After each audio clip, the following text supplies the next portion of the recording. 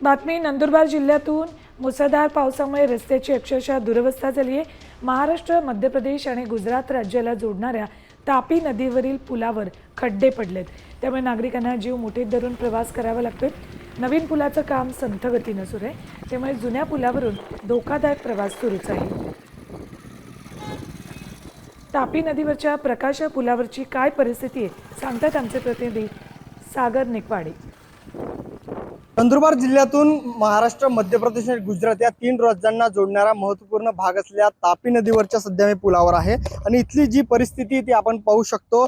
या प्रकाशा पुलावरची जर एकंदरीत परिस्थिती बघितली तर शेकडो खड्डे या 500 मीटरचा पुलावर पडलेले आहेत। ठिकठिकाणी खड्डे साचल्यामुळं जे प्रवासी त्यांना जीव धोक्यात घालून या ठिकाणी प्रवास करावा लागत असतो। पावसामुळे दरवर्षी याच रस्त्यांवर जे आहे ते मोठमोठे खड्डे पडत असतात। आपण पाहू शकतो खड्ड्यांची जी अवस्था आहे ती कशा पद्धतीने झालेली आहे, तशाच पद्धतीने नागरिकांना प्रवास करावा लागत असल्याची परिस्थिती आहे। तर दुसरीकडे या खड्डे दुरुस्तीच्या नावाने कोट्यवधी रुपयांचा निधी जो आहे तो खर्च करण्यात येत असतो, मात्र प्रत्यक्षात हे खड्डे जे आहेत ते तात्पुरत्या स्वरूपात बुजले जात असतात। दुसरीकडे नवीन पूल बांधण्याचं जे काम आहे ते काम सुरू आहे, मात्र 2017 पासून सुरू असलेलं काम जे आहे ते संथ गतीने सुरू असलेल्या याचा परिणाम जो आहे तो वाहतुकीवर बसताना पाहायला मिळतोय। प्रकाश पुलावरनं सागर निकवाडे, साम टीव्ही न्यूज, नंदुरबार।